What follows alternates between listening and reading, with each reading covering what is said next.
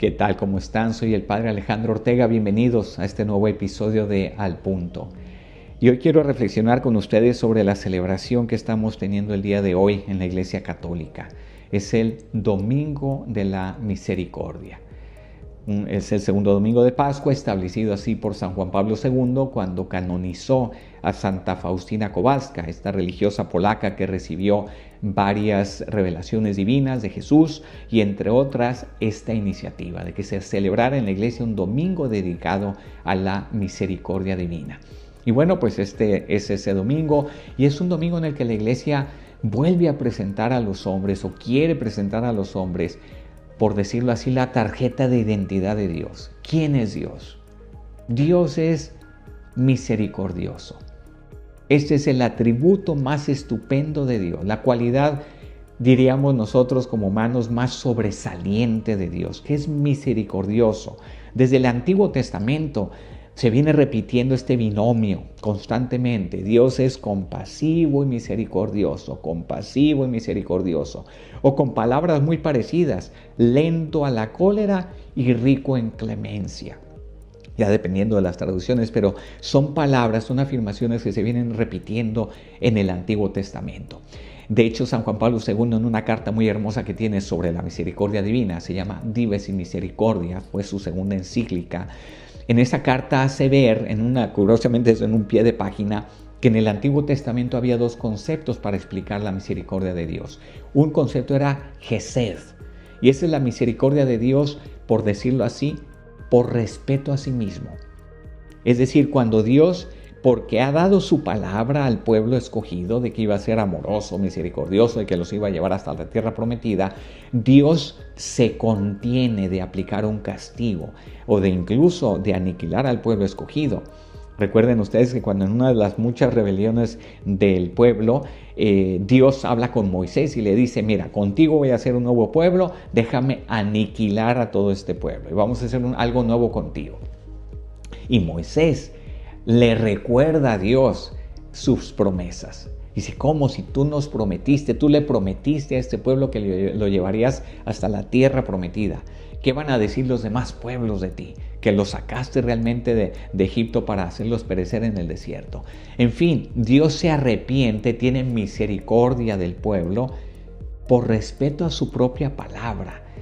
Por eso se dice que Gesed es como esa misericordia de Dios que Él ejerce hacia nosotros más por fidelidad a sí mismo que por una supuesta bondad hacia el pueblo escogido. Pero también aparece en el Antiguo Testamento un segundo término de la misericordia divina, que es Rehem. Rehem tiene una conexión filológica muy cercana con Rem, que significa útero materno en hebreo. El útero materno. Rehem es la misericordia de Dios que le sale de las entrañas. Es ese Dios que habla desde el corazón, por decirlo así, al pueblo escogido y le dice, mira, por más mal que te hayas portado, yo te amo tanto, estás tan metido en mi corazón que te perdono. Es un amor más cercano al amor materno. Es la dimensión materna de Dios, si ustedes quieren. Ese amor visceral de Dios hacia el hombre que después en el Antiguo Testamento los evangelistas también utilizarán. Recuerdo en particular la parábola del buen samaritano. Dice que el buen samaritano, cuando pasó junto a este hombre que estaba ahí despojado y malherido, tirado en el camino, dice que lo vio y se conmovió en sus entrañas. El término griego es splegnisthesthai. Es decir, las esplegna, que son las vísceras, esas se le conmueven, se le mueven adentro. Es ese amor que es mucho más que una cuestión intelectual, de razón. Es, como digo, un amor visceral. Y por tanto va mucho más allá de cualquier regla, norma, principio o algo que se tuviera que observar jurídicamente o cognitivamente. Es el amor que te nace del corazón. Por su parte, el Papa Francisco no ha dejado de insistir en este atributo estupendo de Dios que es la misericordia. Desde que inició su pontificado empezó hablando de la misericordia. De hecho, la segunda homilía que dio el Papa Francisco el 17 de marzo del año 2013 fue en la iglesia de Santa Ana, una parroquia pequeñísima que está junto a la puerta de Santa Ana y entrando al Vaticano. O sea, esta iglesia pequeña que funge como parroquia para toda la gente que vive cerquita ahí de la puerta de Santa Ana, de Borgo Pío y esa zona. Bueno, pues ahí el Papa dio una homilía y le tocó el evangelio de la mujer adúltera que había sido defendida por Cristo, aquella que querían lapidar, que querían matar los fariseos según la ley de Moisés. En fin, un tema que acabamos de ver en otro episodio de Al Punto, no voy a entrar ahora en los detalles. Pero desde ese momento el Papa empezó a hablar de la misericordia de Dios como el gran tiempo que estamos viviendo en la iglesia. La iglesia está viviendo un kairos, dice el Papa, de la misericordia. Un kairos es un tiempo especial de misericordia. Y eso es lo que su pontificado ha venido marcando. De hecho, el Papa Francisco también en una carta, bueno, saben ustedes que después convocó todo un jubileo de la misericordia en la cuaresma de ese año, desde el año del año 2015. Era, si no recuerdo mal, el 13 de marzo del 2015, en una liturgia penitencial que tuvo en cuaresma, el Papa anunció que se celebraría en la iglesia un año dedicado a la misericordia, el famoso jubileo extraordinario de la misericordia. ¡Qué gran celebración! Pero en esa carta que él escribe para iniciar el año jubilar de la misericordia, alude a una frase que el Papa Juan XXIII, ahora santo también, San Juan XXIII, utilizó al inicio del Concilio Vaticano II. Esto es para darnos cuenta de que esto no es idea solo del Papa Francisco, ni siquiera de San Juan Pablo II, que fue el que estableció este Domingo de la Misericordia y que escribió toda una encíclica sobre la misericordia divina. Esto viene de más atrás. Como digo, San Juan XXIII, al inaugurar el Concilio Vaticano II, hace esta afirmación: la Iglesia de hoy ya no utiliza como medicina la condena. Ahora utiliza la medicina de la misericordia. Palabras proféticas que estaba declarando ahí el Papa San Juan XXIII para marcar el camino de la iglesia del futuro. El siglo XX y ahora que estamos en el siglo XXI, que ha tenido tantos momentos tan difíciles, tan complicados, de tanta violencia, de tanto sufrimiento, de tanta guerra, pues es un mundo necesitado de misericordia, muy necesitado de misericordia.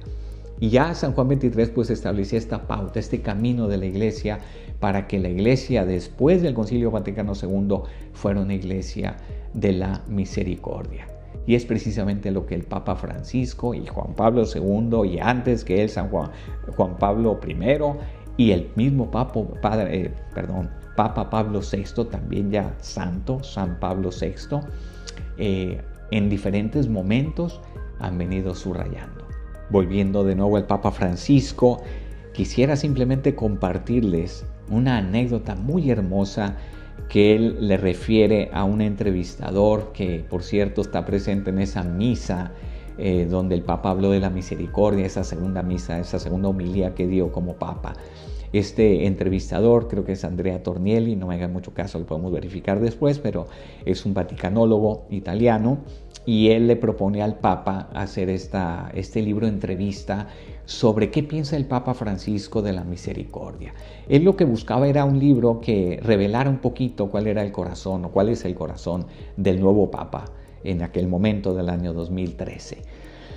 Y justo el argumento es la misericordia. Y el título del libro que salió como fruto de esta entrevista es El nombre de Dios es misericordia. Se lo recomiendo muchísimo. El nombre de Dios es misericordia. Y ahí prácticamente en la introducción, el entrevistador, porque el autor pues, de la entrevista es el Papa Francisco, evidentemente en cuanto a los contenidos, refiere esta anécdota que aparece en una novela de Bruce Marshall que se llama en italiano Ad ogni uomo un soldo.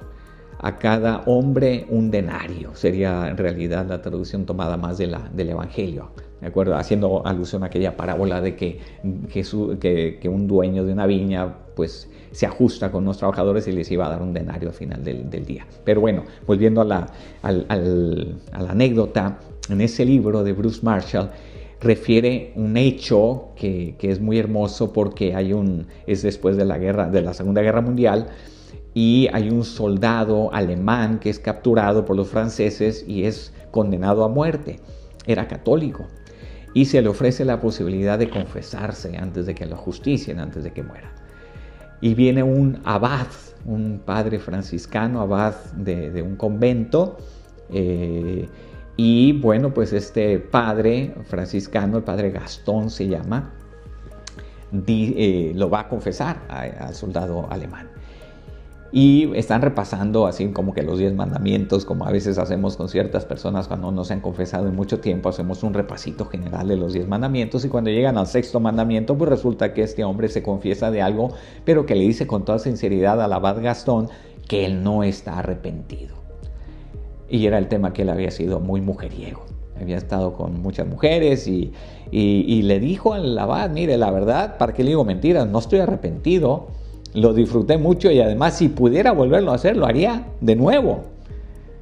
Y evidentemente, como ustedes saben, para que la absolución sea válida de un sacramento, del sacramento de la reconciliación, hace falta que el penitente al menos esté arrepentido del pecado y tenga al menos un propósito de enmienda, es decir, que no lo va a volver a hacer, al menos como propósito. Todos sabemos que como pecadores que somos vamos a volver a caer muy probablemente, pero la intención debería ser esa.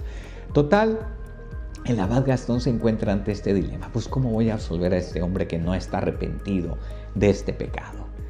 Y ahí dice el autor de esta anécdota, Bruce Marshall, dice que le viene al abad Gastón un lampo di genio en italiano, una iluminación de genio, ¿no? Una luz genial, diríamos en español.